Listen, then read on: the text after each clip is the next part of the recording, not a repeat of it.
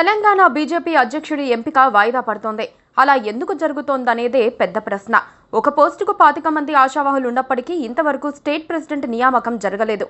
ఇంకేముంది, తనకు ఛాన్స్ వచ్చేసిందని మల్కాజ్గిరి ఎంపీ ఈటెల రాజేందర్ సంబరాలు కూడా చేసుకున్నారు. అయినా నో యూజ్. ఇంతవరకు ఎవరి పేరు ప్రకటించలేదు. ఏలేటి మహేశ్వర్ రెడ్డి, ధర్మపురి అరవింద్ కూడా ఆశలు పెట్టుకున్నారు.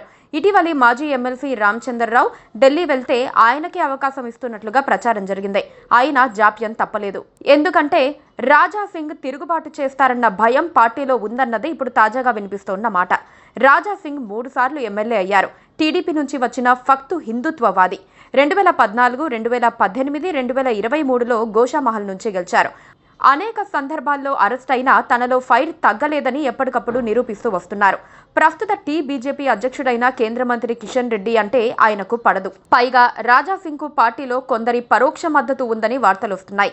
ఇప్పుడది కిషన్ రెడ్డి వర్సెస్ అదర్స్ అన్నట్లుగా ఉందా, లేక కిషన్ రెడ్డి వర్సెస్ రాజా సింగ్ అన్నట్లుగా ఉందా అర్థం కాక పార్టీ ఢిల్లీ పెద్దలు బుర్రగొక్కుంటున్నారు.